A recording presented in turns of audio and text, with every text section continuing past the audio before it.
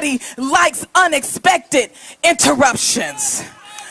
But not all interruptions are bad. Look in this text right here. Jesus is on his way to a city called Nain, and here you have a funeral procession on one side and Jesus coming up the hill on the other side. And I can just imagine that when Jesus is coming, the people in the procession are saying, who is this man?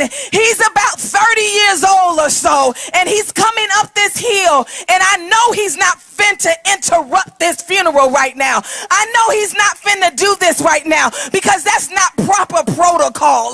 That's not what we're supposed to do, because in the biblical age, you was not supposed to have anything to do with anything dead, because you will be considered unclean. Think about it right now. When there's a funeral procession going on, if somebody interrupted it, we'll be like, oh no, they did not do it. But let me tell you something, not all interruptions are bad. I come to tell you, church, that God has not forgotten about you. See, let me break this down for just 1 minute. The Jesus before this miracle was in Capernaum the day before, and he healed the centurion's servant. Then we learned that the day after, that's when he started going to a city called Nain. Now, during Jesus' time, Nain was a small farming village, small and poor, and the town itself was off the beaten path. The access to it was very limited. Now listen, church, the sequence of these events is very important. The day before, he was in Capernaum. It's situated on the northern shore of the Sea of Galilee at an elevation of 600 feet below sea level. And Nain is about 25 to 35 miles from Capernaum at the 700 feet above the sea level. So that means that this was a difficult and a tiring uphill climb to get 1,300 feet to the city of Nain.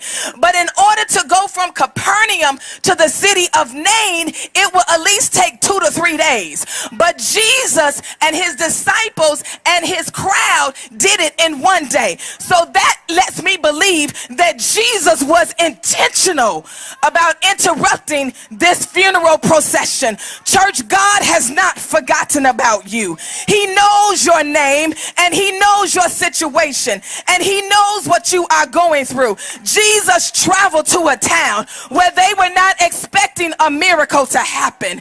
And one thing that I like about this text, that it shows the compassion that Jesus has for his people. The Bible said that when the Lord saw her, his heart went out to her, and he told her, do not cry.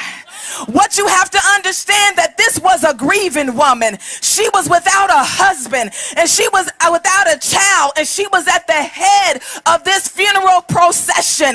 She was the widow of Nain. She was not only facing spiritual catastrophe, but she was facing economic catastrophe.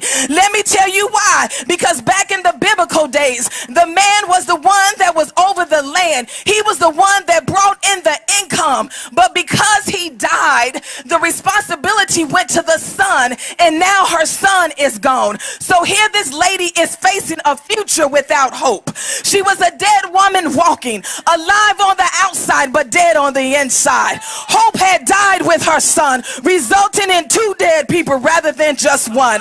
As Jesus met the widow in her darkest moment, church, he'll meet us as well. Maybe it won't be how and when we expect it, but we can count on his compassion and his coming. We are never too far away or never too gone. He knows who and where we are and longs to bring hope and light into our darkness. At the right time and in the right place, he will come, and our agony will be used for his glory.